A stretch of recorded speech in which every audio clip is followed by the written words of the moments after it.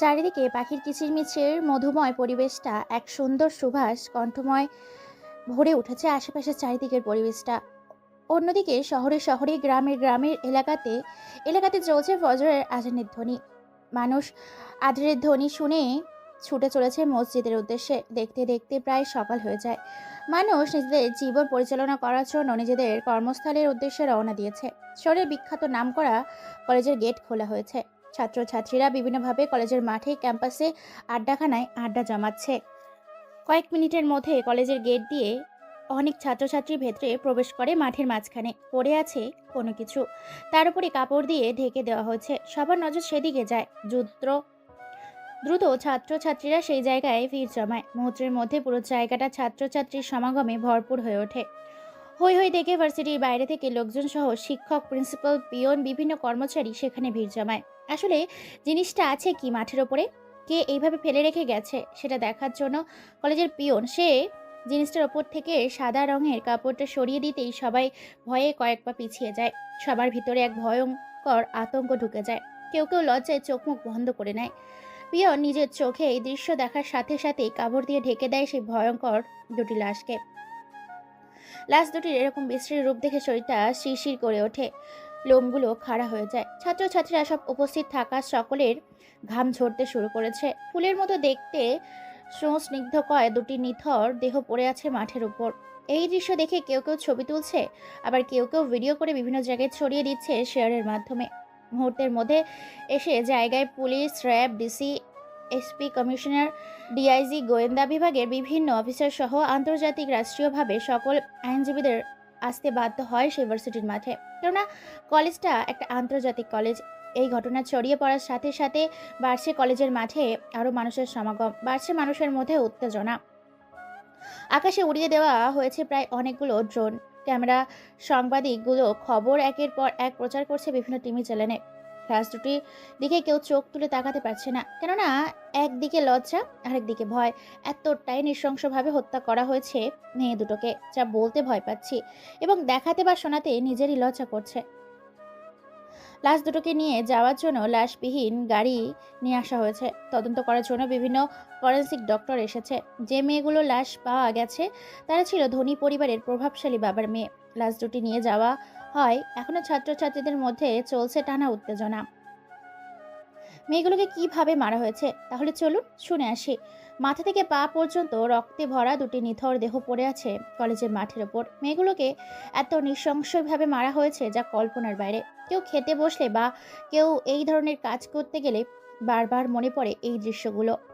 নিজেরই বলতে শরীরের লোম খাড়া হয়ে যাচ্ছে। এতটাই ভয়ঙ্করভাবে নৃশংসভাবে হত্যা করেছে মেয়ে দুটোকে। মেয়ে দুটোর সারা অঙ্গ প্রত্যঙ্গ কেটে ফালা ফালা করে দিয়েছে। মেয়ে দুটির লজ্জাস্থানের জায়গাগুলোতে অনেক বিশ্রীভাবে নষ্ট করে দিয়েছে। সারা বিশ্ব ছড়িয়ে পড়ে এই দৃশ্য। মেয়ে দুটির হাত কেটে তাদের আপত্তিকর স্থানে ঢুকিয়ে দেওয়া, যেমন লজ্জাস্থানে মুখের ভেতর ঢুকিয়ে সেই পুরুষদের আপত্তিকর স্থানগুলো। মেয়েগুলো সারা শরীর অনেক নাপাকি ও চিনিস দিয়ে ভরপুর করে দেওয়া হয়েছে। শরীরের অঙ্গ প্রত্যঙ্গগুলোকে কেটে দেয়, অনেক টর্চার করেছে। মুখের ভেতর থাকা দাঁতগুলোকে ভেঙে ফেলেছে। মেয়ে দুটি চোখের ভেতর বড় দুইটা রড ঢুকিয়ে এফুর ওপর করে দিয়েছে।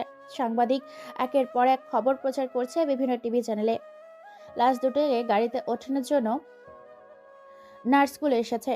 হঠাৎ করে কলেজের ভেতর দিয়ে গেট পেরিয়ে মাঠে প্রবেশ করে কেউ একজন। মাঠের মধ্যে পা রাখতেই তার চোখ যায় সেদিকে। মাঠে পা ফেলার মতো জায়গা নেই, কেননা পুরো জায়গাটা ছাত্র ছাত্রী, ছেলে মেয়ে, পুরুষ মহিলা দিয়ে ভরপুর হয়ে উঠেছে। ভাবা যায় না যে বাংলাদেশে আদৌ এত জনগণ আছে। যেখানে ঝামেলা সেখানেই বাঙালি, আর যেখানে লাভ সেখানেই পুরো 18 কোটি বাঙালি। অজানা ছেলেটি ভিড় ঠেলে এক পা দুই পা করে সামনে এগিয়ে আসতে থাকে। মানুষগুলোর ভিড় ঠেলে সামনে আসতেই তার চোখ আটকে যায় পড়ে থাকা দুটো নিথর লাশের এদিকে। শেষবারের মতো অনেকের অনুরোধে মেয়ে দুটির শেষ চেহারা দেখানো হয়। ছেলেটি দেখে তো অবাক। মেয়ে দুটির বুকের নরম মাংসগুলো যেন ছিঁড়ে ছিঁড়ে খেয়েছে সেই জানোয়ারটি। স্পষ্ট দেখা যাচ্ছে দাঁতের চিহ্ন। বুক থেকে নাভি পর্যন্ত কতবার যে ছুরির আঘাত করেছে তা শুনে তা গুণে শেষ করা যাবে না। এতগুলো ক্ষত সৃষ্টি হয়েছে যা বলার বাইরে। লাশ দুটি আবার দেখা যাচ্ছে। তাদের লজ্জাস্থানের জন্য জানোয়ারটির মুখে লালা এবং দাঁতের চিহ্ন লেগে আছে। গ্লাস দুইটির এক কান দিয়ে অন্য কান দিয়ে বের করেছে একটা চিকন ধারালো তার। দেখেই বোঝা যাচ্ছে কানের ভিতর দিয়ে ঢোকানো তারটা এদিক ওদিক করে বরাবর টানা হিচড়া করা হয়েছে, যার কারণে এখনো কানের মধ্যে রক্ত জমাট বেঁধে আছে। ছেলেটি এটা দেখে নিজের অজান্তেই সবার অগোচরে ঠোঁটের কোণে এক চিলতে হাসি ফুটিয়ে তোলে। তার এই হাসির মানে অজানা, আর অজানা কোনো কাহিনী। লাশ দুটিকে গাড়িতে তুলে নেওয়া হয় ফরেন্সিক ল্যাবরেটরিতে পরীক্ষা নিরীক্ষা করার উদ্দেশ্যে। লাশ দুটি নিয়ে ভার্সিটি থেকে বেরিয়ে যায়।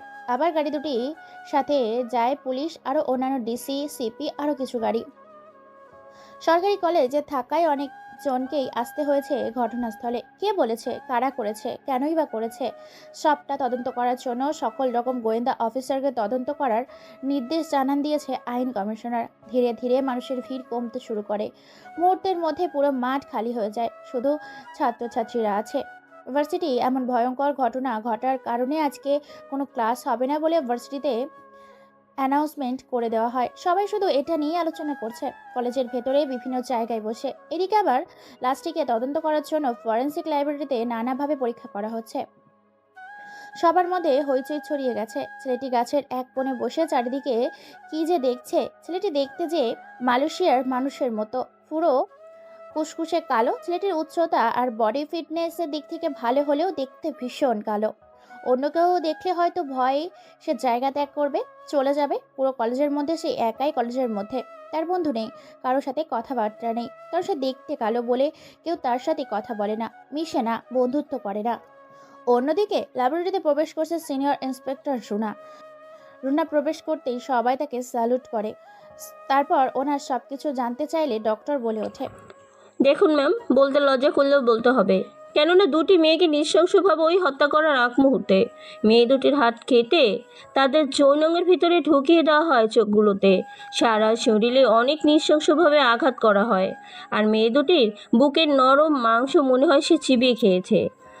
কি বলছেনটা কি? এতটা ভয়ঙ্কর? এ তো শুধু একটা জানোয়ারের দ্বারাই সম্ভব। কোনো মানুষ বা সিরিয়াল কিলারের পক্ষে তো এরকম সম্ভব নয়। অবশ্যই সম্ভব, যদি সে সাইকো হয়ে থাকে, অর্থাৎ মানসিকভাবে সে যদি সমান হয়ে থাকে। যেমন কিভাবে সম্ভব এটা? একটা ছেলে অথবা মেয়ে কি করে আরেকজনের তাজা কাঁচা গোস্ত রক্ত খেয়ে ফেলতে পারে, সাথে বুকের নরম মাংস? হয়তো ছেলেটা মানসিকভাবে অসুস্থ। মেয়েগুলোকে যেভাবে হত্যা করা হয়েছে দেখে মনে হচ্ছে এগুলোর প্রতি অনেক রাগ এবং ঘৃণা ছিল, না হলে এভাবে কেউ কাউকে মারতে পারে? মনে হয় অনেক রাগ আর ক্ষোভ মেয়ে দুটিকে যন্ত্রণার সাথে হত্যা করেছে। হয়তো এই মেয়ে দুটি কারোর সাথে এমন কিছু করেছিল, যার কারণে সে তাদেরকে অনেকেই নৃশংসভাবে হত্যা করেছে। ওকে, ঠিক আছে ডক্টর, আপনি সব রিপোর্ট আমায় পাঠিয়ে দিবেন। আর কোনো নতুন তথ্য পেলে আমাকে জানাবেন। এই কেসটা আসলেই ভেরি ডিফিকাল্ট হয়ে গেছে। যত দ্রুত সম্ভব অপরাধীকে ধরতে হবে। এই বলে ইন্সপেক্টর রুনা সেখান থেকে চলে যায়। ভার্সিটিতে বসে ভাবনায় ডুব দিয়েছে কোনো এক অজানা ছেলে। আর কিছুক্ষণের মধ্যে সেই ক্যাম্পাসে কয়েকজন মেয়ে আসে, সাথে কয়েকজন ছেলে। তাদেরকে দেখেই বোঝা যাচ্ছে স্মার্ট, সুন্দর। তাদের মধ্যে থেকে কোনো এক মেয়ে প্রতি আসক্ত হয়ে যায় সেই মায়াবী খুনিটি। সেদিক থেকে তার নজর পড়তে চোখ ফেরাতে পারে না। হঠাৎ করে মেয়ে দুটি চোখ যায় সেদিকে। মেয়ে দুটি বলে ওঠে, কি রে কাল্লার বাচ্চা, আমাদের দিকে কি দেখছিস? মনে হচ্ছে তুই আমাদের এখনই গিলে খাবি, নাকি আমাদের সাথে আবার প্রেম করবি? মেয়েগুলোর এরকম কথা শুনে ভীষণ রকম লজ্জা পায় ছেলেটি। আর সেখানে উপস্থিত থাকে সকলে তাকে নিয়ে হাসাহাসি করতে থাকে, কেননা ছেলেরা দেখতে এতটাই কালো যা বলার বাইরে। ছেলেটি এসব কথা শুনে নিজের হাত দিয়ে মুষ্টিবদ্ধ করে নেয়, নিজের মাইন্ডটাকে আর চোখগুলোকে শান্ত করে সেখানেই বসে থাকে। মেয়েগুলো আবার বলে ওঠে, কি রে, যাবি নাকি আমার সাথে? যদি চাস তাহলে চল, আমাদের ফুচকা খাওয়াবি, রেস্টুরেন্টে নিয়ে যাবি। অনেক দিন ইচ্ছে তোর সাথে প্রেম করার জন্য। করবি প্রেম? আরে মায়া, এটা তুই কি বললি? ও করবে প্রেম? তুই তো জানিস না ও কার ছেলে। ও হলো জারজের ছেলে। ওর মা তো একটা পতিতা। ওকে তো রাস্তায় আমি মানুষ হতে দেখেছি, রাস্তার নোংরা খেয়ে। ও বড় হয়েছে। তাই নাকি? ওর মতো একটা ছেলে এই ভার্সিটিতে কি করে পড়তে পারে সেটাই তো বুঝতে পারছি না। তাছাড়া ও টাকা পয়সা পায় কোথায় থেকে? কিরে, অবৈধ ব্যবসা আছে নাকি তোর? ছেলেটি এই কথা শুনে মুচকি একটা হাসি দিয়ে তাদের উদ্দেশ্যে বলে ওঠে, হুম, আমি জারজের সন্তান হলেও আমি কিন্তু মানুষ, আর মানুষ পারে না এমন কোনো কাজ এই পৃথিবীতে নেই। ছেলেটির এইরকম কথা শুনে খানিকটা অপমান বোধ হয় ছেলে মেয়েগুলোর। তাদের মধ্যে একটি মেয়ে এসে কয়েকটা থাপ্পড় বসিয়ে দেয় পুতুল গালে। ছেলেটি কোনো কথা বলে না, মুচকি একটা হাসি দিয়ে সেখান থেকে বেরিয়ে পড়ে। অন্যদিকে সিনিয়র ইন্সপেক্টর রুনা বিভিন্ন শহরে লাগিয়ে দিয়েছেন তার পুলিশ ফোর্স বাহিনী। তারপর ছেলে মেয়েগুলো এক এক করে ভার্সিটি থেকে বের হয়ে যায়, কেননা ভার্সিটির ক্লাস হবে না। কেউ গল্প করছে, কেউ কেউ নিজেদের কাছে যাচ্ছে। ছেলেটি মাথা নিচু করে রাস্তার এক সাইড দিয়ে নিজের মতো করে হেঁটে চলেছে। তারপর খানিকটা পথ এগিয়ে গিয়েই কোনো এক গলির রাস্তা ধরে হারিয়ে যায় সে জায়গা থেকে। দেখতে দেখতে বিকাল নেমে এসেছে, পরিবেশটা থমকে আছে। মানুষ চায়ের দোকানে বসে সেই ভয়ঙ্কর ঘটনার খবরগুলো বারবার পড়ছে। ভয়ে মেয়েগুলোকে বাইরে বের করে না তেমন আর কেউ। দেখতে দেখতে আরও সন্ধ্যা নেমে এসেছে। ধীরে ধীরে চারিদিকে কালো আধারে ছেয়ে যেতে নিয়েছে। আকাশে আজকে ওঠেনি তারা, ওঠেনি চাঁদ। আমাবস্যার পূর্ণিমার রাতের কালো আধারে ছেয়ে গেছে পরিবেশটা। একটা বাড়ির রাস্তার পাশে অজানা কোনো এক ছেলে বারবার ঘুরঘুর করছে। দেখতে দেখতে 9টা বেজে যায়। এমন সময় ছেলেটি বাড়ির পাঁচিল উপেক্ষা করে বাড়ির ভেতরে যায়। রাত 10টা। খাটের সাথে হাত পা রশি দিয়ে বেঁধে রয়েছে কোনো এক অজানা ব্যক্তি মেয়েটিকে। বারবার ছোটার জন্য ছটফট করছে। বলতে লজ্জা করলেও আপনাদের খুনি জন্য বারবার বলতে হচ্ছে। ভয়ঙ্কর গল্প শুনতে গেলে এমন এমন কথা, এমন এমন সিচুয়েশনে পড়ে কথাগুলো বলতেই হবে। মেয়েটির মুখের ভেতরে কাপড় ঢুকিয়ে রাখা আছে। 2 পা পেছনে খাটের খুঁটির সাথে বেঁধে দেওয়া হয়েছে। সামনের 2 হাত সামনের খাটের খুঁটির সাথে বেঁধে দেওয়া হয়েছে। মেয়েটি দেখতে অসম্ভব সুন্দর, গায়ের রং, বডি ফিগারও ঠিক সেই রকম। আগন্তুকটি সেখানে বসে কি যেন করছে, একের পর এক জিনিসগুলো টেবিলের উপর রাখছে। তাতে দেখা যাচ্ছে বন্দুক, মার্বেল, হাতুড়ি, পেরেক, ব্লেড, তেল, আঠা, অ্যাসিড আর নাম জানা অনেক কিছু। বলতে বলতে ক্লান্ত হয়ে যাব। এগুলো নাম বলতে গেলে যতগুলোই আগন্তুকটি তার ব্যাগে করে সাথে করে নিয়ে এসেছে সেই অজানা কোনো এক জায়গায় মেয়েটিকে হত্যা করতে। মেয়েটি ছোটার জন্য বারবার চেষ্টা করছে। ভয়ে মেয়েটির গলা শুকিয়ে আসছে। এতগুলো অস্ত্র ও যন্ত্রপাতি দেখে। মেয়েটির পরনে তেমন কোনো কিছুই নেই। ছোট্ট একটি প্যান্ট, ছোট্ট একটি পাতা টি শার্ট। শরীরের অঙ্গ প্রত্যঙ্গ স্পষ্ট বোঝা যায়। যেহেতু রাতের বেলায় সেক্ষেত্রে নাইট ড্রেস পরিয়েছিল আগন্তুকটি। মেয়েটিকে অর্ধ উলঙ্গ করে খাটের সাথে বেঁধে ফেলে। আগন্তুকটি মেয়েটার এরকম করুণ অবস্থা দেখে হেসে ওঠে, বলে, হি, কিরে আমাকে মারবি না, আমার গায়ে হাত দিবে না? আর হ্যাঁ, তোরা যে আমাকে জারজ বলিস তার কারণটা কি আমি জানতে পারি? কিরে দে না রে, দে গালি দে। তোদের গালিটা শুনতে আমার খুব ভালো লাগে, জানিস তো। এখন তোর সাথে কি কি করব তুই ভাবতেও পারবি না। তোকে প্রথমে কি করব জানি? রেপ। তারপরে ব্লেড দিয়ে তোর শরীর থেকে চামড়াগুলোকে কাটবো। তার আগে তোর যৌনাঙ্গ কেটে নিব। হা হা হা। এই বলে ছেলেটি মেয়েটির পায়ের ও হাতের খানিকটা অংশ ব্লেড দিয়ে কেটে দেয়। মেয়েটি ব্যথায় চোখ থেকে পানি গড়াতে শুরু করে। ছেলেটি মেয়েটির মুখ থেকে কাপড়টা সরিয়ে দিয়ে তার গলার ওপর এক ধারালো ছুরি দিয়ে দাঁড়িয়ে থাকে আর বলে ওঠে, তোর কিছু বলার আছে? যদি থাকে তো বলতে পারিস, কারণ তোর মৃত্যুটা অনেক ভয়ঙ্কর হতে চলেছে। তুই হয়তো জানিস না, ওই মেয়ে দুটিকে আমি হত্যা করেছি, আর নিঃসঙ্গভাবে হত্যা করার পরে ভার্সিটিতে তাদের লাশটা ফেলে এসেছি।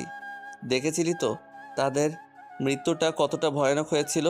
তার থেকেও তোর মৃত্যুটা অনেক ভয়ানক হবে। তুই আমাকে জারজ বলেছিস।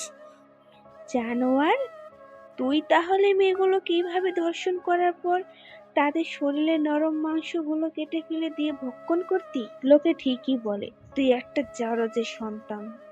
ছেলেটির এই কথা শোনার পর অন্যরকম একটা মুচকি হাসি দেয়। তারপর নিজের পরনে থাকা টি শার্ট প্যান্ট খুলে মেয়েটির উপর শুয়ে পড়ে। প্রথমে মেয়েটির ঘাড়ে এক কামড় দেয়, সাথে সাথে মেয়েটি চিৎকার দেয়, কিন্তু তার চিৎকার বাইরে যায় না। বাড়ির ভেতরে বাড়ির মেয়েটাকে ট্রেপ করে নৃশংসভাবে মেরে ফেলার চেষ্টা করছে আগন্তুকটি।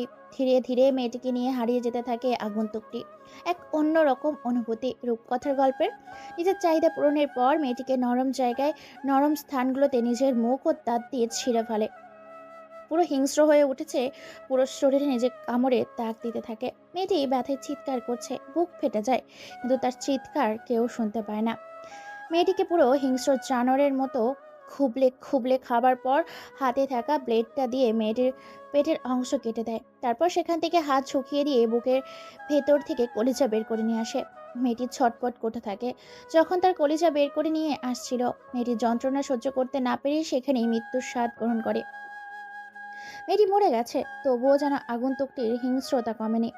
মেয়েটির গলার ওপর ব্লেড দিয়ে চালিয়ে দেয়। গলা থেকে নিচের দিকে মেয়েটির চামড়াগুলো চিটতে নিয়ে আসে। বুক থেকে পা পর্যন্ত মেয়েটির শরীরের কোনো চামড়া নেই। মেয়েটি মারা গেছে। তারপর পুরো জায়গা চুন ঢেলে দেয়। সাথে সাথেই শরীরের মাংসগুলো কেমন যেন কালার ধারণ করে। ছেলেটি একের পর এক ছুরি দিয়ে আঘাত করতে থাকে আর বলতে থাকে। তোদের সাহস হয় কি করে আমাকে জারজের সন্তান বলিস? ছেলেটি নিজের মতো কথা বলছে আর একের পর এক ছুরি দিয়ে আঘাত করে ক্ষত বিক্ষত করে টুকরো টুকরো করে ফেলছে। এটা আবার সম্পূর্ণ ভিডিও করে নেয়। ভিডিও করে পার্সেল করে থানার উদ্দেশ্যে। আগন্তুকটি মেয়েটির লাশটাকে নিয়ে বেরিয়ে পড়ে। লাশটাকে খোলামেলা রাস্তার উপরে রেখে চলে যায় উলঙ্গ অবস্থায়। মেয়েটির টুকরো হয়ে যাওয়া দেহ রাস্তার উপরেই পড়ে আছে। সকালে মানুষের চলাচল ও সমাগমে আবারও ভরপুর হয়ে ওঠে পড়ে জায়গা। অন্যদিকে ইন্সপেক্টর নিজের কেবিনে বসে আছে। রুনার কাছে লেডি পুলিশ বলে ওঠে। ম্যাম, আপনার জন্য কেউ একটা ভিডিও ফুটেজ রেখে গেছে। আমরা এখনো কেউ খুলে দেখিনি, আপনার জন্য রেখে দিয়েছি। ওকে, আমি দেখছি। তোমরা পুরো কেসটা তদন্ত করো এবং ভার্সিটিতে যাওয়ার জন্য রেডি হও। ওকে ম্যাম, ঠিক আছে। জানি না বাবা, আজকাল মানুষ কি এমন তথ্য দেওয়ার জন্য যে এরকমভাবে পার্সেল করে, কেউ ভিডিও ফুটেজ পাঠায়। দেখা যাক কি আছে এই ভিডিও ফুটেজে। ইন্সপেক্টর রুনা এই বলে ভিডিওটা ওপেন করে ল্যাপটপে। প্রথমে কোনো কিছু বুঝতে না পারলে পরে সবটা নিজের চোখে দেখে ভয় পেয়ে যায়। শরীর দিয়ে ঘাম ঝরতে শুরু করে, কারণ তিনি এখনো অবিবাহিত। তার সামনে এমন কিছু ভিডিও আছে যা সে ভাবতেও পারেনি। ভিডিওটি দেখে সে নিজের শরীরে হাত দিতে থাকে। ভয়ে গলা শুকিয়ে গেছে। সামনে থাকা পানির গ্লাসটা থেকে কয়েক সেকেন্ডেই এক ঢোকে পানি খেয়ে ফেলে আর নিজের অজান্তেই বলে ওঠে। এতটা কোনো ভয়ঙ্কর অজানা কোনো সাইকো কিলার খুনি, এ তো দেখি এর মস্তিষ্ক ঠিক নেই। মেয়েদের এইভাবে প্রকাশ্যে রেপ করার পরে হত্যা করে আজব দুনিয়ার আজব মানুষ। না না, যে করে হোক ধরতে হবে, নয়তো ভার্সিটির কোনো মেয়েকেই ছাড়বে না। এই বলে পকেট থেকে ফোন বের করে ডায়াল করে কোনো এক নম্বরে। ফোনের ওপাশ থেকে বলে ওঠে। হ্যাঁ ম্যাম, বলুন। আমরা যা তথ্য পেয়েছিলাম সবটাই আপনাকে দিয়েছি। খুনি অনেক ভয়ঙ্কর। মেয়েদের প্রতি হয়তো তার একটু বেশিই ঘৃণা জন্মে আছে, যার কারণে একটুতেই মেয়েদের উপরে রেগে গিয়ে সে তাদেরকে নৃশংসভাবে হত্যা করে। শুধু যে প্রত্যেকটা ছেলে মেয়ে অথবা মহিলা ভার্সিটি হয়ে থাকে সেটা কিন্তু না, তারা যে কোনো জায়গায় হতে পারে। মহিলা থেকে শুরু করে মেয়ে পর্যন্ত এই ভয়ানক খুনি যাকে যেখানে পায় তাকে সেখানে সেভাবেই হত্যা করে। আসলে ম্যাম, যখন ওই খুনি তাদের খুন করতে যায় তখন তার মনে হয় অনেক ঘৃণা আর রাগ নিয়ে তাদেরকে হত্যা করে। হয়তো তারা তাদের মৃত্যুর আগেই ওই খুনিটাকে এমন কিছু বলেছিল বা তার সাথে করেছিল, যার কারণে এরকম ভয়ানক মৃত্যু দেয় তাদেরকে। ওকে, আমি দেখছি, কোনো ব্যাপার নয়। এই বলে চলে যায় ইন্সপেক্টর রুনা। দেখতে অনেক সুন্দরী, মায়াবতী, গুণবতী, অসম্ভব সুন্দর, ফর্সা, লাবণ্যের এক হুড়পড়ি ভার্জিন কুমারী সুহাসিনী, সুকোসিনী, অসম্ভব সুন্দরী রমণীর রূপবতী পোশাকের ড্রেস পুলিশের পোশাকে যেন তাকে একদম ঝাক্কাস লাগে। ভাবতে ভাবতে চেয়ারে বসে পড়ে রুনা। তখনই ফোন আসে। ফোন পেয়ে দ্রুত আবার রওনা দেয় ঘটনাস্থানে। যাওয়ার উদ্দেশ্যে সেখানে গিয়ে তো অবাক, মেয়েটির ভিডিও সে পেয়েছিল সেই মেয়েটিকে ঠিক সেই রকম অবস্থায় রাস্তায় ফেলে রেখে গেছে সেই অজানা খুনি। এখন কি কি কারণে এতজন মানুষকে হত্যা করছে সে নিজেও জানে না। আর কি এমন রহস্য লুকিয়ে আছে এরকম ভয়ঙ্কর ভয়ঙ্কর মৃত্যুর খেলায় মেতে ওঠার কারণ? সবাই ছবি তুলতে ব্যস্ত, ভিডিও করতে ব্যস্ত, সাংবাদিক খবর প্রচার করতে ব্যস্ত। শহরের এক হাঙ্গামা সৃষ্টি হয়েছে। চারিদিকে পুলিশ দিয়ে ঘিরে রেখেছে বাইরে, অথচ কাউকে ঘোরাফেরা করা নিষেধ করেছে। পরপর একই নিয়মে এইভাবেই তিনটে মার্ডার হয়েছে এই শহরে। ভয় পেয়ে যায় সকলে। কাউকে কোনো কিছু বলার সুযোগ না দিয়েই টুকরো টুকরো হয়ে যাওয়া শরীরটাকে একত্রিত করে কাপড়ে ভরে ফরেন্সিক ল্যাবরেটরিতে পাঠানোর ব্যবস্থা করে। তদন্ত করতে থাকে ইন্সপেক্টর। অন্যদিকে কলেজের সেই খ্যাত কালো কুচকুচে ছেলেটি রাস্তার পাশে ফুচকার দোকানে দাঁড়িয়ে ফুচকা বিক্রি করছে। যে যার মতো আসে, খায়, যায়। কেউ প্রশংসা করে, কেউ নোংরা বলে গালি দেয়, কেউ টাকা দেয়, কেউ ঝাড়ি দিয়ে চলে যায়। এইভাবেই চলছে তার জীবনযাত্রা। ছেলেটা দেখতে যতটা সাধারণ ততটাই ভয়ঙ্কর। এমন সময় তার ফুচকার দোকানের পাশ দিয়ে অনেক বড় বড় বেশ কয়েকটা কালো রঙের গাড়ি যেতে দেখে। গাড়িটার অনেক দাম। গাড়ির ভেতর থেকে নেমে আসে লোকটিকে দেখে খানিকটা সবাই অবাক হয়, কেননা এই যে এই শহরের এমপি মাসুদ রানা। লোকটা ভালো নাকি খারাপ কেউ সঠিকভাবে বলতে পারবে না। এমপি সাহেব ফুচকার দোকানের সামনে এসে দাঁড়ায়। মানুষ যখন তাকে দেখে চারিদিক দিয়ে ঘিরে রাখতে শুরু করে। এমপি সাহেব ভাষণ দেওয়া শুরু করে। তার ভাষণ শুনছে অনেকে। ফুচকার দোকানের পাশে এক সুন্দরী রমণী বিবাহিতা মহিলা দাঁড়িয়েছিল, যা দেখতে অনেক সুন্দর। শাড়ি পরেছিল, তাই পেটের খানিকটা অংশ দেখা যাচ্ছে। সবাই এমপি সাহেবের কথা শুনতে ব্যস্ত। এমন সময় রবিন নামের ছেলেটি খেয়াল করে এমপি সাহেবের হাতটা সেই রমণী সুন্দরী অপ্সরী মেয়েটার নাভির ভিতরে এবং পেটে স্লাইড করছে। রবিনকে দেখে মুচকি হাসি দেয়। মেয়েটি ভয়ে চিৎকার দিতে পারে না। এমন সময় এমপি সুযোগ বুঝে মেয়েটির হাতে একটা কার্ড ধরিয়ে দেয়। সেখানে কিছু সাইন করে চেক বই দেখে। বোঝা যাচ্ছে টাকাগুলো দেখে মেয়েটি খুশি হয়। মেয়েটি কোনো কথা বলে না। একদিক দিয়ে এমপি মেয়েটির পেটে স্লাইড করছে, অন্য দিক দিয়ে ভাষণ দিচ্ছে। তার কয়েকটা পিক তুলে নেয় এবং ভিডিও করে নেয় সেই রবিন নামের ছেলেটি। এমপি ওখানে বলে ওঠে, আমি এই শহরের এমপি হয়েছি আপনাদের দোয়া, আশীর্বাদে এবং সম্মান ও মর্যাদায়। আল্লাহ তাআলার বিশেষ কৃপায় যদি আপনাদের কোনো আর্থিক সহযোগিতা লাগে, আমার কাছে আপনারা নির্দ্বিধায় যাবেন। অফিসে মধ্যবয়স্ক মহিলা, যুবতী, যুবক, ছেলেমেয়েদের যাদেরই সাহায্য লাগবে আমার অফিসে চলে যাবে। বিনামূল্যে সার্ভিসিং সহ সাহায্য করব। এমপির এরকম ভাষণে মুগ্ধ হয়ে যায়। তার ভাষণে মনোমুগ্ধ হয়ে ওঠে অনেক মানুষ। অনেকে হাততালি দেয়। এমপি বলে ওঠে, আমার জন্য সবাই দোয়া করবেন যাতে আমি এরকম ভালো ভালো কাজ আরো অনেক বেশি করতে পারি। আপনাদের আমন্ত্রণ থাকলো আমার অফিসে আসার জন্য। এই বলে এমপি সেখান থেকে চলে যায়। ওই মহিলাটিও হাসতে হাসতে সেখান থেকে চলে যায়।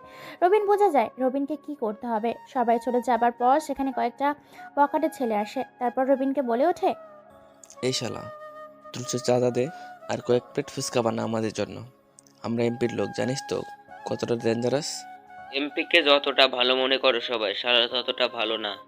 প্রতিদিন মেয়েদের নিয়ে ফুর্তি করে নিজের রুমে। তার বাড়িতে এক কাজের লোকের মুখে শুনেছিলাম লোকটি বৃদ্ধ ছিল। এক মেয়েকে তার বাড়িতে নিয়ে এসেছিল আশ্রয় দেবে বলে। তারপর মেয়েটিকে সারা রাত নিজের মতো করে ভোগ করত।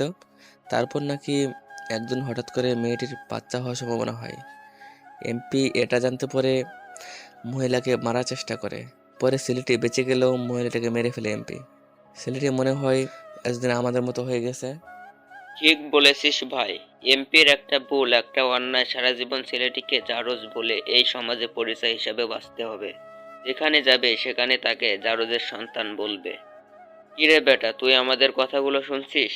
দ্রুত আমাদের জন্য ফুচকা বানা আর আমাদের চাঁদা দে, নয়তো এখানে দোকান ভেঙে উড়িয়ে দিব।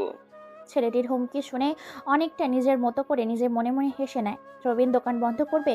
ছেলেগুলো চাহিদা মতো তাদের সকল কিছু দিয়ে রবিন দোকান বন্ধ করে বেরিয়ে পড়ে বাড়ির উদ্দেশ্যে। বাড়িতে গিয়ে খাওয়া দাওয়া করে ফ্রেশ হয়। মদ খেয়ে মাতাল হয়ে আড্ডা দিচ্ছে বেশ কয়েকটি ছেলে মেয়েরা।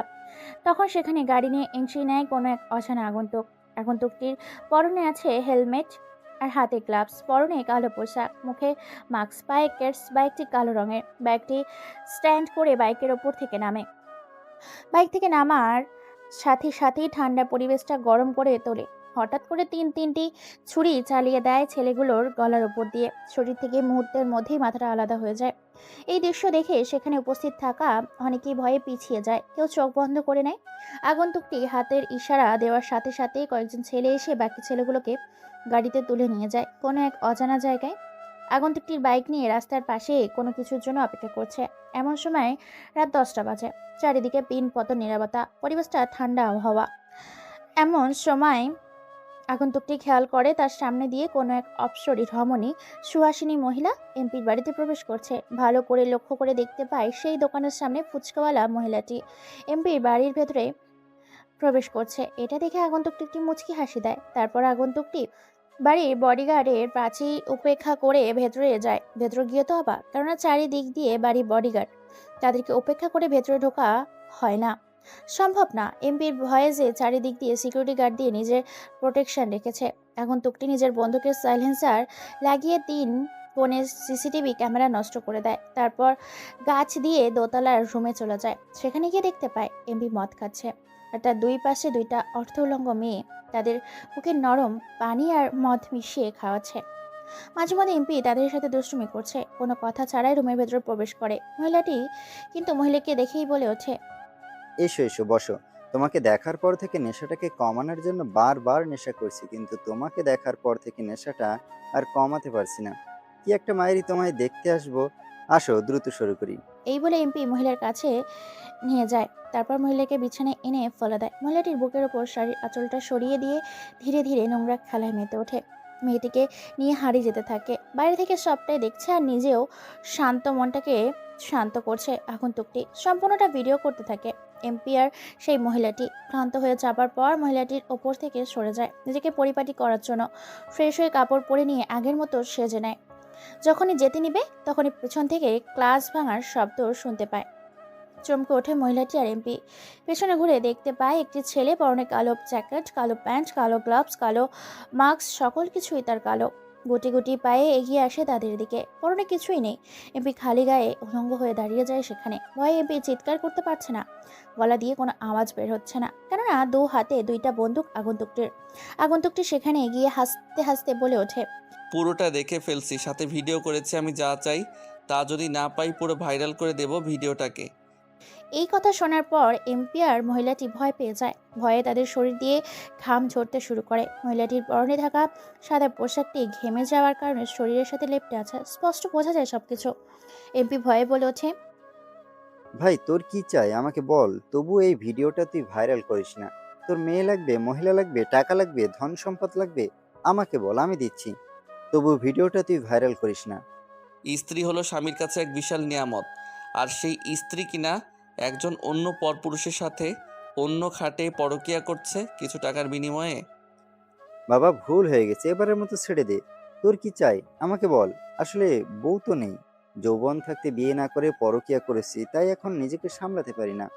শোন, আমাকে এবারে এমপি বানাতে হবে। তুই আর এমপি পর্যায়ে যাবি না। যদি যাস তোর ভিডিওটা ভাইরাল করে দিব। এমনিতে তুই সব দিক দিয়ে পচে গেছিস, আর কিছুদিন এই জায়গাতে থাকলে দুর্গন্ধ ছড়াবি। শুধু এটুকুই বাবা, আর অন্য কিছু না? যদি তোমার আরো কিছু লাগে তবুও বলো, আমি আমার এমপি ছেড়ে দেবো, তবুও তুই ভিডিওটা ভাইরাল করিস না। দ্বিতীয় হলো, এই মহিলাটার সাথে তুই যা করেছিস সেম আমিও করব। তারপর তাকে তোর সামনে হত্যা করব, আর তোকে সারা জীবনের জন্য হুইল চেয়ারে বসিয়ে রাখার ব্যবস্থা করব, সাথে তোর জবানটাকে কেড়ে নেব। এমপি আর মহিলাটি ভয়ে সেখানে জর্জরিত তাদের জীবন নিয়ে। কথাটা বলতে দেরি, কিন্তু এমপির পায়ের হাঁটু বরাবর দুইটা গুলি করতে দেরি হয় না আগন্তুকটির। সাইলেন্সার থাকার কারণে খুব সহজে গুলি করে, কেউ বুঝতে পারে না। এমপি সেখানেই বসে পড়ে। মহিলাটি কিছুক্ষণ আগে পরক্রিয়া করে ক্লান্ত হয়ে যায়। তার উপর সাইকো মস্তিষ্কহীন মানসিক রোগী রবিন নামে ছেলেটি মহিলাটিকে কোনো কিছু বুঝে ওঠার আগেই শাড়ির আঁচলটা ধরে টান দেওয়ার সাথে সাথেই শাড়ির আঁচলটা খুলে বিছানায় পড়ে যায় মহিলাটি। ঝাঁপিয়ে পড়ে রবিন। রবিন নৃশংসভাবে খুব কষ্ট দিয়ে কামড়িয়ে কামড়িয়ে খেতে থাকে মহিলাটির বিভিন্ন অঙ্গ প্রত্যঙ্গ। মহিলাটি গরুর মতো চিৎকার করছে। রুমটা সাউন্ড প্রুফ থাকার কারণে আওয়াজ বাইরে যায় না। অনেক অপ্রীতিকর জায়গাগুলো কামড়িয়ে কামড়িয়ে একদম মহিলাটি নাজেহাল অবস্থা করে। সারা শরীর থেকে রক্ত ঝরছে। মহিলাটি চিৎকার করছে। এমপি ভয়ে কোনো কথা বলতে পারে না, শুধু একদম হিংস্র রূপ দেখছে। ছেলেটি নিজের মুখে দাঁত দিয়ে মহিলাটির ঠোঁট দুটোকে কামড়ে মুখ থেকে ছিঁড়ে নিয়ে যায়, মুখ দিয়ে গলার রগ পর্যন্ত কেটে দেয়। এই মুহূর্তে রবিন নামের ছেলেটির এত হিংস্র হয়ে উঠেছে যে নিজের হাতটা ঢুকিয়ে দেয় মহিলাটির কলিজার ভিতর। তারপর সেখান থেকে সবকিছু বের করে নিয়ে আসে। অনেক বিভিন্নভাবে অনেক জায়গায় আঘাত করে মহিলাটিকে, বারবার আঘাত করে। সবসময় তার পকেটে ব্লেড থাকার কারণে মহিলাটির অনেক জায়গাগুলোই কেটে ফেলে। পুরো রুমটা রক্তে রক্তাক্ত হয়ে গেছে। মহিলাটি সেখানে ছটফট করতে করতে প্রাণ হারায়। তারপর রবিন নামের আগন্তুকটি এমপির মুখের ভেতর ঢুকিয়ে দেয় ব্লেড, যেখান থেকে মানুষের চিৎকার আর কোনো কথা বলার ভারসাম্য আসছে সেখানকার একটি স্তর কেটে দেয়। সারা জীবনের জন্য কথা বলা বন্ধ।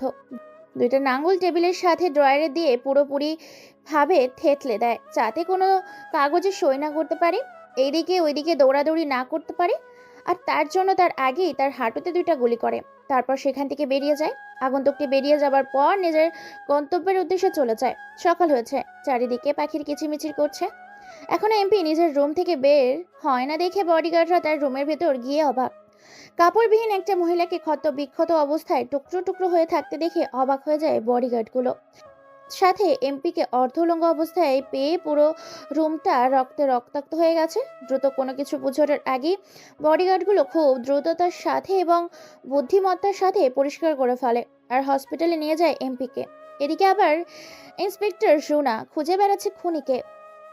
ছাত্রছাত্রীরা কলেজের ভেতর প্রবেশ করেছে। গায়ে তেমন কোনো পোশাক নেই, যেমন গেটআপ, যেমন ছেলে তেমন শরীরের রং, তেমনই পোশাক পরে গুটি গুটি পায়ে কলেজের মাঠে প্রবেশ করছে রবিন নামের ভয়ানক সেই ছেলেটি। পর্দা ফাঁস করে দিলাম, এতগুলা মার্ডার আর সেই সাইকো মস্তিষ্কহীন সিরিয়াল কিলার ছেলেটি হলো রবিন। রবিন একাই একটা বেঞ্চে গিয়ে বসে পড়ে। অন্যদিকে রুনা কেসটাকে সমাধান করার জন্য ছদ্মবেশে ভার্সিটিতে ছাত্রীর বেশি প্রবেশ করে।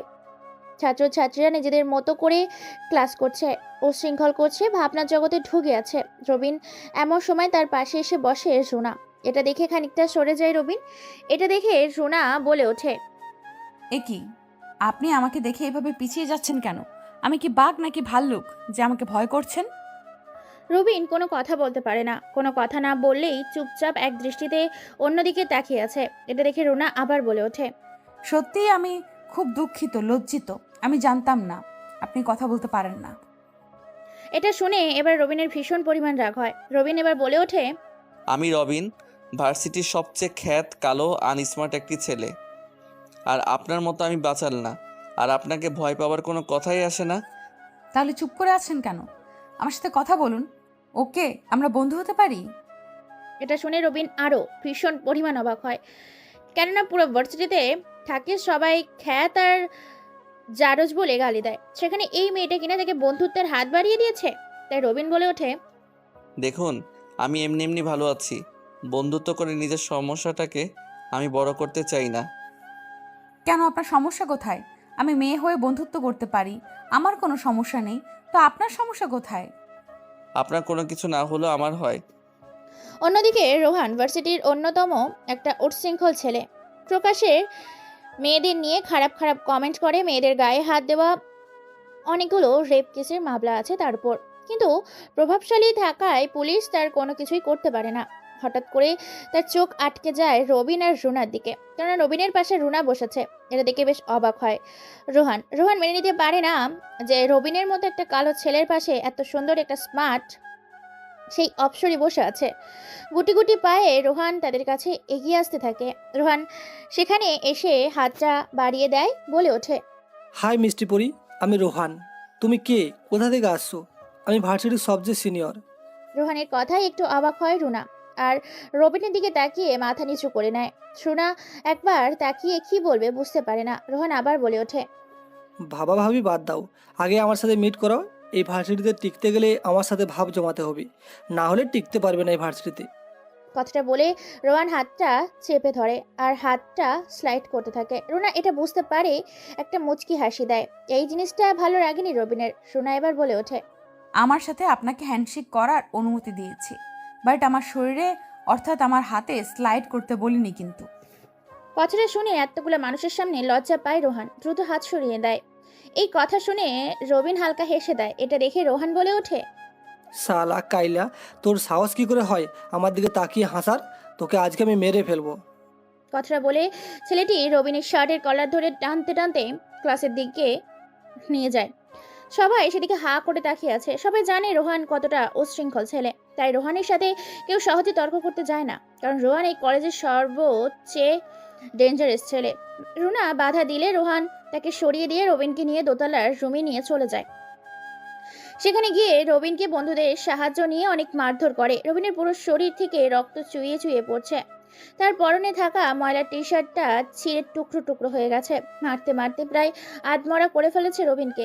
রবিন কোনো কথা বলে না, চুপচাপ শুধু মার সহ্য করছে, কারণ রবিন জানে এখন যদি সে নিজের আসল রূপে আসে তাহলে ভার্সিটির কেউই বেঁচে থাকবে না।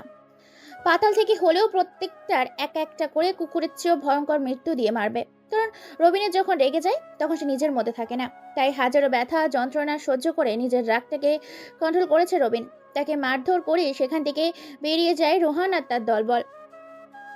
কিছুক্ষণ পর রুনা রবিনকে খুঁজতে খুঁজতে চলে যায় রুমটাতে। সেখানে গিয়ে দেখতে পায় রবিনের অনেক মারা হয়েছে, সারা শরীর থেকে রক্ত পড়ছে। ছেলেটি দেখতে কালো হলেও তার মধ্যে বেশ একটা মায়া আছে, যে মায়াটা অনুভব করতে পেরেছে রুনা। রুনা রবিনের কাছে গিয়ে বলে ওঠে, ওই ছেলেটা তোমাকে এভাবে মেরেছে কেন? আর ওই ছেলেটি তোমাকে এত মেরেছে, চলো তুমি থানায় গিয়ে কমপ্লেন করবে। রুনা নামের মেয়েটির মুখে এই কথা শুনে রবিন একটা মুচকি হাসি দেয়, কোনো কথা বলে না। হাজারো ব্যথা নিয়ে আস্তে করে উঠে দাঁড়ায় রবিন। নিজের পরনে থাকা পোশাকটা খুলে ফেলে তারপর নিজের শরীর থেকে ধুলো ময়লা ঝেড়ে ফেলে দেয়। রুনা এটা দেখে বলে ওঠে, ওদের বিরুদ্ধে থানায় গিয়ে একটা কমপ্লেন করলেই তো হয়। আপনার শরীর থেকে কত রক্ত বের হচ্ছে, তাছাড়া এত মার খাওয়ার পরেও আপনি ফ্লোর থেকে উঠে দাঁড়াতে পারলেন। রবিন মুচকি একটা হাসি দিয়ে নিজের ব্যাগটা কাঁধে নিয়ে রুনার উদ্দেশ্যে বলে ওঠে, কেউ মারলে তাকে যে পাল্টা মারতে হবে এটার কোনো মানে নেই, বরং নিজেকে হাজারো ব্যথা যন্ত্রণার মধ্য দিয়ে গড়ে তুলতে হবে, আর সুযোগ বুঝে ঝোপ মেরে কোপ মারতে হবে। আমি সেই সুযোগের অপেক্ষায় আছি। যেদিন সুযোগ পাবো গোটা বাসটা পাছায় ঢুকিয়ে দিব। তোমার কথা আমি ঠিক বুঝতে পারলাম না। তোমার কথাটার মানে কি? কি বলতে চাও একটু খোলামেলা বলো তো। আমি রাস্তার ছেলে, জন্ম থেকে বাবা দেখিনি, মাকে দেখেছিলাম, তাই মাকে আর খুঁজে পাইনি। সবাই বলে আমি জারদের সন্তান, কিন্তু এখন থেকে সবাই আমাকে স্যার বলে ডাকবে। সেই সময়টা চলে এসেছে। যেমন একটা এক্সাম্পল, কেননা এটা আদৌ কি করে সম্ভব আমি বুঝতে পারছি না। এমনকি আমাকেও স্যার বলতে হবে? অবশ্যই তোমাকে স্যার বলতে হবে, কেননা তুমি একজন সিনিয়র ইন্সপেক্টর, আর ইন্সপেক্টররা সবসময় প্রোটেকশন করে সেই সব এমপিদের, আর এক এমপিকে একজন পুলিশ সম্মান করবেই। রুনা যে একজন ইন্সপেক্টর সেটা কেউ এখানকার জানতো না, তাহলে রবিন কি করে জানলো? রুনা অবাক হচ্ছে আর চমকে যায়। তার কথা শুনে বুঝতে পারে না রবিন কি করে তাকে চিনতে পারলো। সব দিকটা গোলমাল লাগছে, বুঝতে পারছে না সে কি বলবে। এখন রবিনকে আবার উত্তর দেয়, ভাবতে হবে না, বেশি ভাবলে মাথার তার ছিঁড়ে যাবে। ভাই, আমাকে নিয়ে না ভেবে নিজের কাজে ফোকাস করুন। যাকে ধরতে এসেছেন তাকে ধরার ব্যবস্থা করুন। রবিনের মুখে এই কথা শুনে আরো অবাক হয়, যেন অবাকের চরম পর্যায়ে পৌঁছে যায় রুনা। এত কিছু রবিন কি করে জানে বুঝতে পারে না, সে মাথা কাজ করছে না তার। রুনা বলে ওঠে, আমি এখনো বুঝতে পারছি না তুমি এত সব জানো কি করে। আমি যে একজন ইন্সপেক্টর, তাও আবার একজন খুনিকে ধরতে এসেছি। এই ভার্সিটিতে ছদ্মবেশের সব কিছু তুমি জানো কি করে? ভালো ভাবাচ্ছে আমাকে। তুমি দেখতে যতটা সাদা সরল, আমার মনে হয় না তুমি অতটা ইনোসেন্ট। এই পৃথিবীতে যাকে যত সরল সাদা মনে করবে সে ততই ডেঞ্জারাস। ছোট হোক বা বড় হোক, কাউকে কম বেশি চোখে দেখা যাবে না, সমান চোখে দেখতে হবে, না হলে সামনে বিপদ অপেক্ষা করছে। যেমন ধরুন, খেলোয়াড়দের মনে দুই দল থাকে, দুই দলের মধ্যে এক একজন করে 22 জন প্লেয়ার থাকে। একটা দল খেলার দিক দিয়ে খুব পারদর্শী আর অন্য দলটি খুব নর্মাল। ভালো দলটি নর্মাল দলটিকে দেখে এসে উড়িয়ে দেয়, ঠিকভাবে খেলে না, তাদের গার্ড দেয় না। অন্যদিকে জানপ্রাণ দিয়ে লড়াই করছে সে নর্মাল টিমটি। ভালো দলটি তাদের শক্তির অহংকারে খেলায় তেমন মনোযোগ না দিয়ে গা ভাসিয়ে দেওয়ার কারণে সহজেই বিপরীত দলের কাছে হেরে যায়। তাই কোনো দলকে ছোট চোখে দেখা যাবে না। ঠিক তেমনি ছোট হোক বড় হোক, কালো হোক সাদা হোক, গরিব হোক বা বড়লোক, কাউকে ততটাও সরল সাদা ভাবা যাবে না যতটা সে নয়। কথাগুলো বলে রবিন নামের ছেলেটি সেখান থেকে চলে যায়। অবাক হয়েছে রুনা, ছেলেটি এত কথা বলতে পারে কি করে বুঝতে পারে না সে। রুনা ভাবতে থাকে, অবাক হয় রবিনের কথায়। কেননা রুনা মনে মনে বলে ওঠে, আমার বিষয়ে সে সব কিছু জানে। তার উপর নাকি সে এমপি হবে। তার শরীরের পোশাক আশাকে যা অবস্থা, তার থেকে নাকি সে এমপি হবে। জানি না কি রহস্য চলছে তার মনে। ভাবনার জগতে ভাবতে থাকে রুনা কি করে কেসটাকে সলভ করবে, কি করে সেই মায়াবী খুনিটাকে ধরবে। দেখতে দেখতে টিফিন টাইম শেষ হয়ে যায়। ছাত্রছাত্রীরা আবার কলেজের ভেতরে প্রবেশ করে, আবার ক্লাস শুরু হয়। এমন সময় রবিনের চোখ আটকে যায় বাইরে। রবিন দাঁড়িয়ে আছে ওখানে। স্যার, আমি জরুরি কিছু কাজের জন্য বাইরে যাচ্ছি। স্যার তাকে আর কোনো রকম বাধা দেয় না, হ্যাঁ সূচক জানিয়ে সম্বোধন দেয়। দ্রুত বেরিয়ে পড়ে রবিন। রবিন সোজা বাথরুমে ঢুকে যায়, ভেতর থেকে দরজা আটকিয়ে দেয়। এটা দেখে রোহান বলে ওঠে, কিরে তুই কোথা থেকে এলি? আর দরজাটাকে আটকাচ্ছিস কেন? এতগুলো মার মারলাম, তারপরেও তুই এখন এই ভার্সিটিতে আছিস কি করে সেটাই তো বুঝতে পারছি না। দরজাটা খুলে বাইরে যা, নাহলে তোর কপালে আগে থেকেও ভয়ঙ্কর কিছু অপেক্ষা করছে। কথাটা শুনে রবিন কোনো কিছু বলে না, শুধু মুচকি হাসি দিয়ে দরজাটাকে ভালো করে আটকে দেয়। তারপর নিজের ব্যাগ থেকে নিজে রাখে। রবিন রোহানকে আর কোনো কিছু বলার সুযোগ না দিয়ে বিদ্যুতের গতি দিয়ে তার মুখটাকে কষ্টেপ মেরে দেয়। আর রবিন বলে ওঠে, দেখ, তোর ভালোর জন্য বলছি, যদি তুই এই কস টিপটা খোলার চেষ্টা করিস তাহলে তোর মুখ ঠোঁট সব ছিঁড়ে যাবে। কথাটা শুনে রোহান ভয় পায়, চুপচাপ সেখানে দাঁড়িয়ে থাকে। রবিনের ব্যাগের ভেতর থেকে এক এক করে কয়েকটা যন্ত্র বের করে। তাতে আছে 9 mmc ক্লিয়ার সাইলেন্সার একটি বন্দুক। গুলি করে রোহানের পায়ে রোহান সাথে সাথে ফ্লোরে থপ করে বসে পড়ে। ব্যথায় কুকড়ে যায় রোহান। রবিন চিকন একটা তার বের করে, তারপর রোহানের হাতের মধ্যে গুলি করে কানা ছিদ্র করে দেয়। তারপর সেই কানা দিয়ে একটা তার ঢুকিয়ে দেয়, দুই হাতে একত্রে বেঁধে দেয়। ঠিক একই ক্ষেত্রে পাগুলোতেও একই নিয়মে একইভাবেই বেঁধে দেয়। রোহান কোনো কিছু বলতে পারে না, শুধু তার চোখ থেকে পানি ঝরছে। রোহান বুঝে গেছে সেই মস্তিষ্কহীন মানসিক খুনিটার কেউ না, সেটা হচ্ছে এই রবিন। রবিনকে দেখে যতটা সরল সাদা মনে হয়েছিল, তার থেকে ভয়ঙ্কর মনে হচ্ছে এখন রোহানের কাছে। বাইরে একের পর এক ক্লাস চলছে। ক্লাসরুমগুলোর বাইরে হওয়ার কারণে কেউ এদিকে আসে না, তেমন সচরাচর কেউ। রবিন একটা ভালো ব্লেড আর খুর বের করে। রোহান একটা ভালো ব্লেড আর খুর বের করে রোহানের মাথা ন্যাড়া করে দিতে থাকে। এক পর্যায়ে পুরো মাথাটা ন্যাড়া করে দেয়। তারপর ব্লেড দিয়ে হালকা করে মাথার মাঝ বরাবর যে জায়গা মানুষের মগজ থাকে, সেই জায়গাটা খানিকটা কেটে দিয়ে নিজের হাতে চামড়াটাকে তুলে ফেলে এবং সেখানে একটা গর্ত সৃষ্টি করে। এটা আবার ভিডিও করছে রবি। গল গল করে মাথা দিয়ে চুইয়ে চুইয়ে রক্ত পড়ছে, ব্যথায় চিৎকার করছে। তারপর রবিন তার ব্যাগ থেকে ড্রাগস সাথে অ্যালকোহল বের করে ড্রাগসটা ঢেলে দেয় রোহানের মাথায়। সেই গর্ত মগজে দাও করে বুদবুদ করে গলতে থাকে। মাথার ওপরে পুরো চারিদিকটা পুড়ে যায়। যন্ত্রণা সহ্য করতে না পেরে রোহান বারবার ফ্লোরে গড়াগড়ি খাচ্ছে, ছটফট করছে, বারবার দেওয়ালে গিয়ে বাড়ি খাচ্ছে। সে নিজে এই যন্ত্রণা থেকে রক্ষা পাওয়ার জন্য বারবার দেওয়ালে মাথাটা আঘাত করছে, মাথা ফেটে একাকার। রোহানের যাতে আরও ব্যথা হয়, আর এই ব্যথা থেকে দেখে আনন্দ পায় রবিন। রবিন তার পরনে থাকা ছেঁড়া স্যান্ডেলগুলা হাতে নিয়ে বরাবর তারা ন্যাড়া মাথার উপরে ঠুকাতে থাকে। কিছুক্ষণ পর রোহান ক্লান্ত হয়ে যায়, জ্ঞান হারিয়ে ফেলে রবিন। খানিকটা পানি তার চোখে মুখে দেয়, জ্ঞান ফিরে আসে। আবার শুরু হয় ছটফটানি। রবিন এবার রোহানের চোখের পাতাগুলো আঠা দিয়ে আটকে দেয়, যাতে নিজের মৃত্যুটা নিজে দেখতে পারে নিজের চোখে। তারপর রবিন তার পায়ে ও হাতের শক কেটে দেয়, গলগল করে রক্ত বের হতে থাকে অকেজো হয়ে হাত পা। তারপর পেটের ওপরে হালকা কেটে দিয়ে নাভি এবং নিচের দিকে চামড়াগুলো নিচের দিকে টেনে নিয়ে আসতে থাকে। একজন জীবিত মানুষ তার শরীর থেকে চামড়াটাকে ছিঁড়ে নিয়ে আসলে যতটা যন্ত্রণা হয়, তার থেকেও যে ভয়ঙ্কর যন্ত্রণা হচ্ছে রোহানের। নাভি থেকে পায়ের তালু পর্যন্ত চামড়াবিহীন গোস্তওয়ালা রোহানের শরীরটা একের পর এক ছড়িয়ে আঘাত করতে থাকে রোহানের গোস্তগুলো, যেন শরীর থেকে টুকরো টুকরো করে খসে খসে পড়ছে। রোহান আর অত্যাচার সহ্য করতে না পেরে শেষ পর্যন্ত মৃত্যুর স্বাদ গ্রহণ করে। এখনো রাগ কমেনি রবিনের।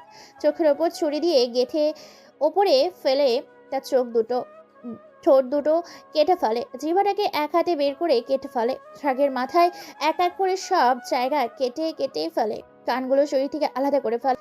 এমনকি সে যতগুলো মেয়ের সঙ্গে অন্যায় করেছে, তার একটা একটা করে প্রতিশোধ হিসাবে রোহানের পুরুষত্বটা টেনে ফেলে। এখান থেকে চলে যায় রবিন। কলেজ প্রায় ছুটির দিকে। পিয়ন কলেজের বাথরুম থেকে শুরু করে সকল কক্ষ বন্ধ করার জন্য বাইরে থেকে তালা দেয়। এমন সময় তার চোখ যায় বাথরুম থেকে রক্ত বেরোচ্ছে। তাই সে হালকা মাথাটা ঢুকিয়ে দিয়ে যা দেখে তাতে চিৎকার দিয়ে সেখানে জ্ঞান হারিয়ে পড়ে যায়। বাইরে থেকে সবাই চিৎকার শুনে সেখানে দ্রুত আসতে থাকে। পিয়নকে জ্ঞান হারিয়ে পড়ে থাকতে দেখে সবাই সেখানে ছোটাছুটি করে। মুহূর্তের মধ্যে ভিড় জমে যায়। বাথরুম থেকে রক্তটা বারান্দায় এসে পড়েছে। রক্ত দেখে মাথা উঁকি দিয়ে সবাই দেখতে থাকে, যে দেখে সেই ভয়ে চিৎকার দেয়। অনেক নোংরা ও বিশ্রীভাবে কেটে ফেলা রয়েছে রোহানের লাশটাকে। বিভিন্ন অঙ্গ প্রত্যঙ্গে এমনভাবে কেটে ফালা ফালা করে ফ্লোরের ওপর রেখে চলে গেছে খুনিটি। এগুলো দেখেছে মেয়েগুলা, দেখে তো সেখানেই ভয়ে পালিয়ে যাচ্ছে, কেননা সেখানে একটা নৃশংসভাবে হত্যা করেছে। তার অঙ্গ প্রত্যঙ্গকে কেটে ফেলেছে, যা বলার বাইরে, ভাবনার বাইরে, কল্পনার বাইরে। এই দৃশ্য যে দেখবে, হার্টের রোগীগুলো নিশ্চয়ই পরপারে পাড়ি জমাবে। ইন্সপেক্টর রুনা সেখানে ঢুকে সবাই রুনার সাহস দেখে অবাক হয়ে যায়। সোনা বলে, প্লিজ আপনারা দরজার বাইরে যান। আমি ইন্সপেক্টর রুনা বলছি। এই কাজটা তদন্ত করার জন্য আমি এখানে ছদ্মবেশে এসেছিলাম। থানায় ফোন করে মুহূর্তের মধ্যে গাড়ি সেখানে চলে আসে। এক এক করে সেখান থেকে জিনিসপত্র কিভাবে তাকে হত্যা করেছে, ছেলেটির লজ্জাস্থান থেকে শুরু করে সমস্ত অঙ্গ প্রত্যঙ্গগুলোকে প্যাকেটিং করে ফরেন্সিক ল্যাবরেটরির উদ্দেশ্যে পাঠিয়ে দেওয়া হয়। সোনা বলে ওঠে, ও শিট, কে এই খুনি? এতটা নৃশংসভাবে কি করে হত্যা করতে পারে সে? আমরা এখানে থাকা সত্ত্বেও সে এইরকমই মার্ডার করতে পারলো? তার মানে এই ভার্সিটির মধ্যে কেউ আছে যে এই কাজগুলো করছে। ছাত্রছাত্রীরা সেখান থেকে বের করে দেওয়া হয়, পুরো রুমটাকে সিল করে দেওয়া হয়। এক এক করে সকল প্রমাণ খুঁজতে থাকে, কোনো প্রমাণ পায় না তারা। রবিন এই দৃশ্য দেখে এক মুচকি হাসি দিয়ে সেখান থেকে বেরিয়ে পড়ে। হ্যাঁ, সে আর কেউ না, রবিন। রবিন হচ্ছে সেই খুনি যাকে ধরা ছোঁয়ার বাইরে। কেসটা নিয়ে ভাবতে থাকেন সোনা। ভার্সিটির গত 7 দিনের জন্য বন্ধ করে দেওয়া হয়। দেখতে দেখতে রাত 10টা বাজে। এমন সময় একটি আগন্তুক রাস্তার পাশে এসে বাইক থেকে নেমে পাঁচিল টপকে বাড়ির ভেতর প্রবেশ করে, গাছ ধরে দোতলার রুমের ভেতর প্রবেশ করে। সেখানে গিয়ে এমপি সাহেবের মাথার সামনে গিয়ে মুচকি হাসে।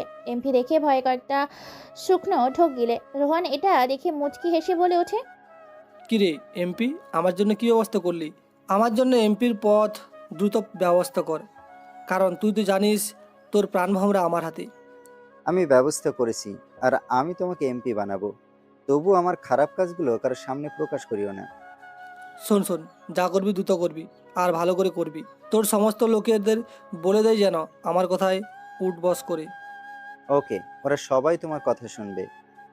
রোহান আর কোনো কথা না বলে সেখান থেকে একটা মুচকি হাসি দিয়ে বেরিয়ে পড়ে। পরের দিন সকালে বিভিন্ন জায়গায় দেখতে পাওয়া যায় পোস্টার ঝুলানো আছে রবিন নামে সেই কালো ছেলেটির। সবাই অবাক হয়ে যায়। অবহেলিত, লাঞ্ছনা বঞ্চনার শিকার হওয়া কালো ধবধবে ছেলেটি কিনা এমপি হবে, এই শহরের বিশ্বাস করতে পারছে না কেউ। চারিদিকে পোস্টারটা লাগানো হয়েছে, ভার্সিটিতে পোস্টার লাগানো হয়েছে। যেই পোস্টারটা পড়ছে সেই অবাক হচ্ছে, অবাক হয়ে তাকিয়ে আছে সেলিব্রিটি হয়ে যাওয়া পুরো সুপারস্টার হিরোদের মতো। এক রাতে ভাইরাল হয়ে যায়, সবাই তাকে চিনে ফেলে। কেউ কল্পনাও করতে পারছে না যে কিনা দুবেলা খেতে পারতো না সে এমপি হবে, বিশ্বাসই করতে পারছে না। দেখতে দেখতে ভোট গণনার দিন ঘনিয়ে চলে আসে। মানুষ যখন ভোট দিচ্ছে, ভোটের ফাইনাল এক্সাম ঘোষণা করা হবে। বিপরীত দল এবং রবিনের দল জিতে যায় ভোটে, কেননা দুর্নীতি করে এমপি থেকে জিতিয়ে দেয়। না হলে এমপির কপালে দুঃখ ছিল। এমপি ভয়ে নিজের জীবন বাঁচানোর জন্য যে করেই হোক এমপি বানিয়েছে। সরকারি গাড়িতে চড়ে গাড়ির ওপরে মাথা বের করে 2 হাত দিয়ে শুভেচ্ছা জানাচ্ছে সাধারণ মানুষকে, যে গরিবদের পাশে থাকবে। কিন্তু এই ছেলেটি যে ভয়ঙ্কর এক হিংসা রূপের মানুষ সেটা কেউই জানে না। সরল সাদা ভোলা ভালা হাবাগোবা ছেলেটির ভেতর যে লুকিয়ে আছে এক মস্তিষ্কহীন হিংস্র প্রাণীর রোগ, সেটা কেউই জানে না। পুরো সরকারি গাড়িতে ঘুরে বেড়ায় শহরটা। অনেক জায়গায় ফুল দিয়ে তাকে নেমন্তন্ন করা হয়, আমন্ত্রণ জানায় অনেক জায়গাতে। সরকারি বাড়ি পেয়েছে, সরকারি গাড়ি পেয়েছে, সাথে পেয়েছে নিজের সিকিউরিটি। এদিকে রুনা মেয়েটা অবাক। রুনা মেয়েটা থানায় বসে কেসগুলোকে বারবার নিয়ে ঘাটাঘাটি করছে, কিন্তু কোনো কুল কিনারা ভেবে পায় না। এমন সময় সেই পুলিশ অফিসারটি বলে ওঠে, ম্যাম, খবরের কাগজ পড়েছেন? আপনাকে যে ভার্সিটির ওই কালো ছেলেটি বলেছিল যে সে এমপি হবে, সে সত্যি এমপি হয়ে গেছে দেখুন। আর সে আপনার সাথে দেখা করার জন্য থানায় আসতেছে। তৈরি হয়ে নিন তার গলায় মালা ঝুলানোর জন্য। ডায়েরিগুলো পড়ছিল রুনা। হঠাৎ করে লেডি কনস্টেবল পুলিশ অফিসারের মুখে এই কথা শুনে খানিকটা ভ্যাবাচাকা খেয়ে যায়। রুনা হাঁ করে তার দিকে তাকায়, তাকিয়ে বলে ওঠে, আমার এখানে আসছে মানেটা কি? হ্যাঁ, তো এমপি হয়েছে, আমি কি করতে পারি তার জন্য? ম্যাম, উনি নতুন এমপি হয়েছে আর এখানে প্রথমবার আসছে। ওনাকে যদি মালা দিয়ে বরণ না করি কেমন দেখাবে পরিবেশটা, বলুন শুনি। তাই তো, তুমি ঠিক বলেছ। তুমি এক কাজ করো, কাউকে দিয়ে ফুল নিয়ে আসার ব্যবস্থা করো, আর থানাটাকে একটু পরিষ্কার করে নাও। উনি অনেক কালো হলেও কিন্তু ঝকঝকে টকটকে পরিষ্কার পরিচ্ছন্ন থাকে। তুমি কি জানো উনি আসলে গভীর জলের মাছ? ওনাকে ধরা এত সহজ নয়, ওনাকে ফলো করতে হবে। রাস্তার ফকির থেকে কোটিপতি থেকে এখন এমপি, হ্যাঁ তো সব কি করে হলো? বেশ ভাবাচ্ছে আমাকে। ওনার বিরুদ্ধে কোনো কিছুর প্রমাণ নেই। তুমি এক কাজ করো, আমাদের কোনো পুলিশ অফিসারকে তার সাথে আঠার মতো লেগে থাকতে বলো এবং সকল তথ্য উদ্ধার করতে বলো। Okay ma'am. এমপি রবিন মিয়া প্রায় 5টা গাড়ি নিয়ে যাচ্ছে থানার উদ্দেশ্যে। সামনে পুলিশের গাড়ি, পেছনে পুলিশের গাড়ি, সাথে 2টা সিকিউরিটি গার্ড দেওয়া।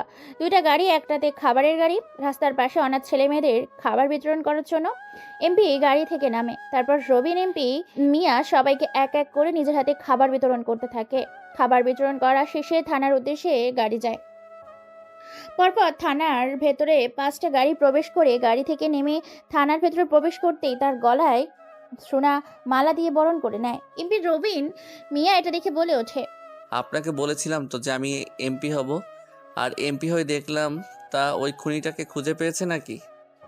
রবিন মিয়ার মুখে এই কথা শুনে বরাবরের মতো চমকে উঠছে ইন্সপেক্টর রুনা। কেননা কোনো জায়গায় কোনো সময় পদক্ষেপ নেই, প্রত্যেকটা পদক্ষেপের উত্তর কি করে জানতে পারে রবিন, বুঝতে পারে না রুনা।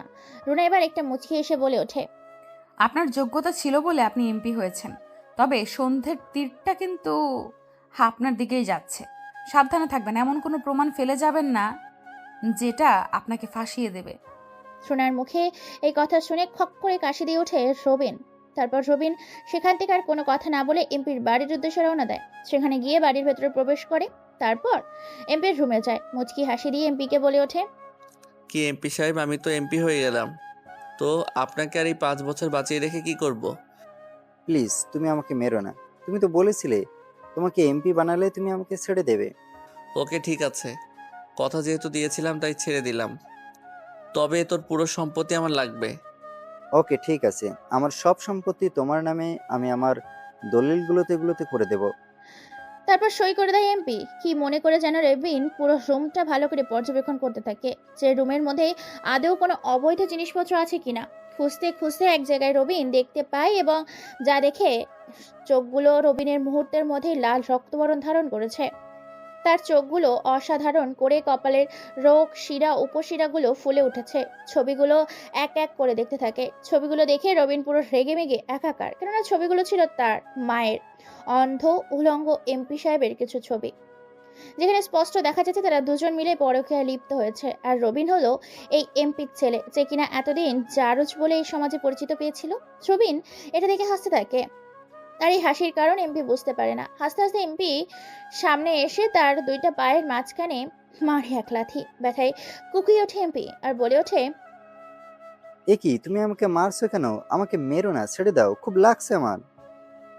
লাগুক, লাগবেই তো, লাগার জন্য তো তোকে মারছি।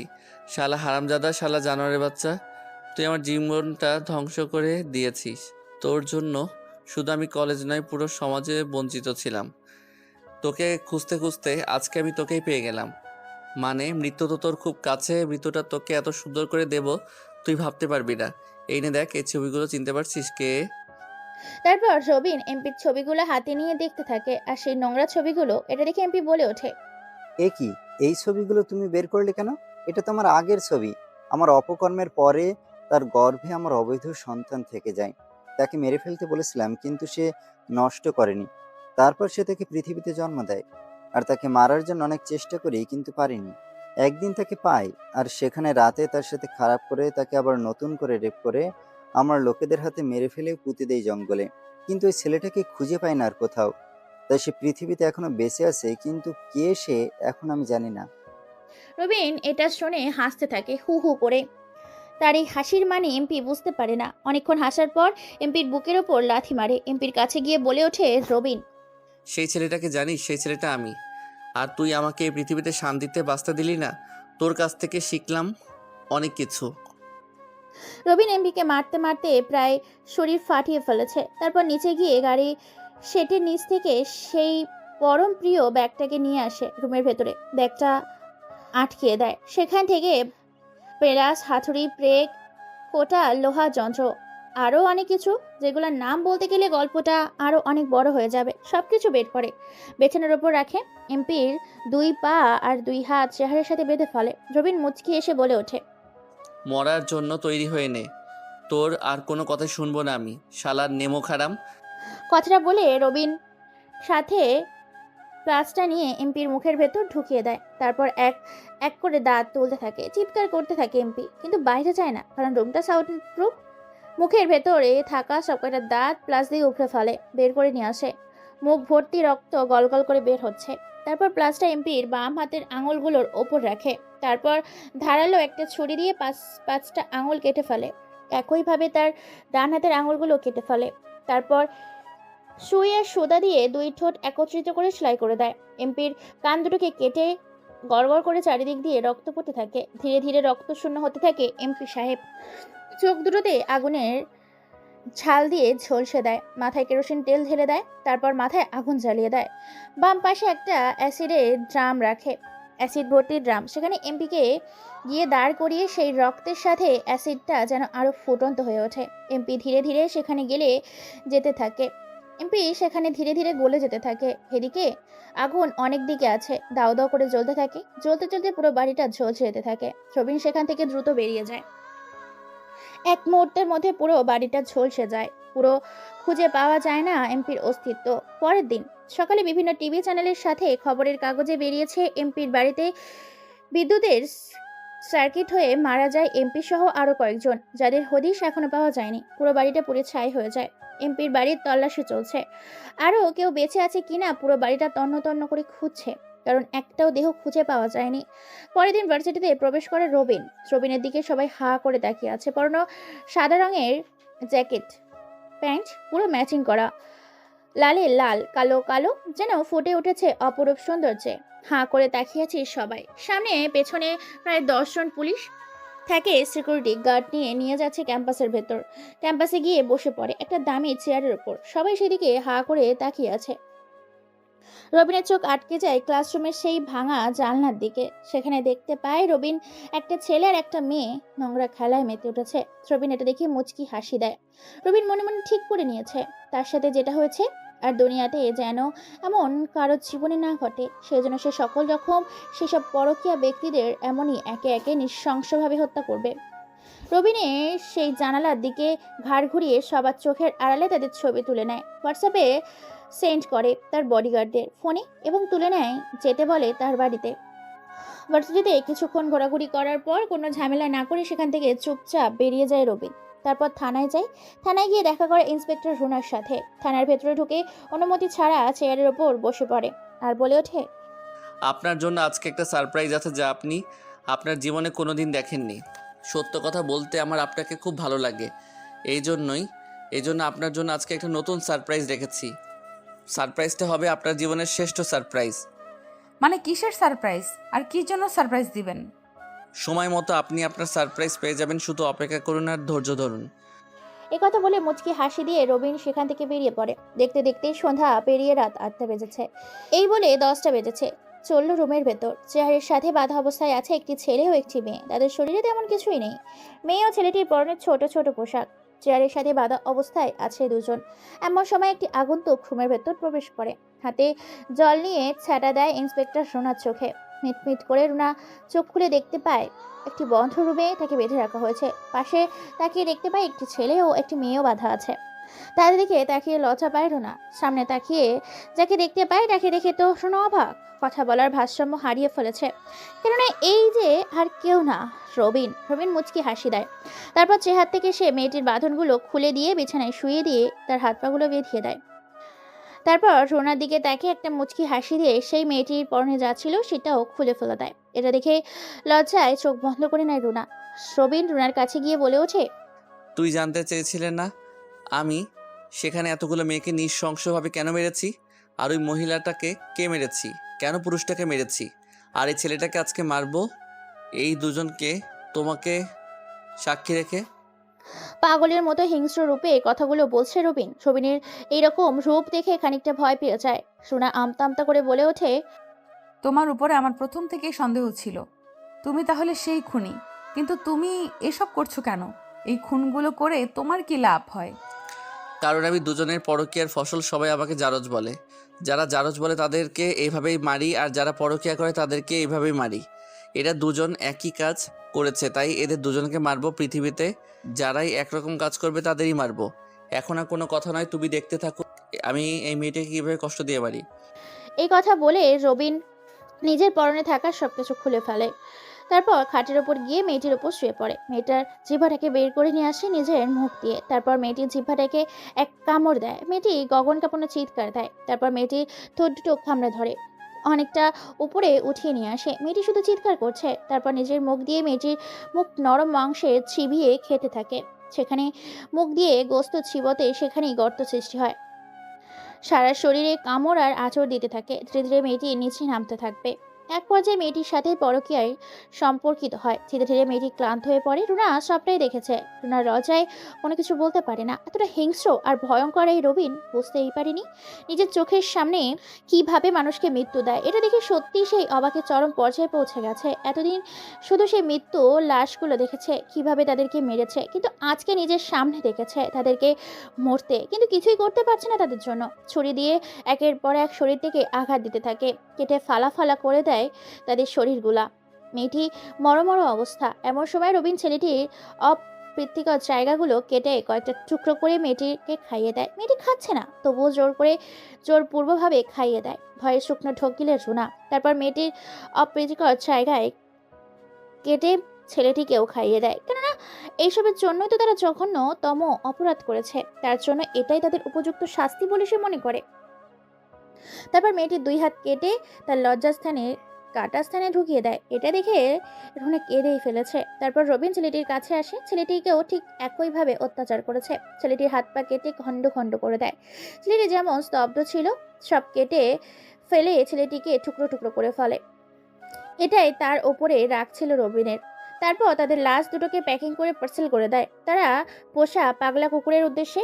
রবিন রুনার কাছে এসে বলে ওঠে, আমি তোমাকে বিয়ে করতে চাই, তুমি যেভাবে বলবে আমি সেভাবেই বলবো।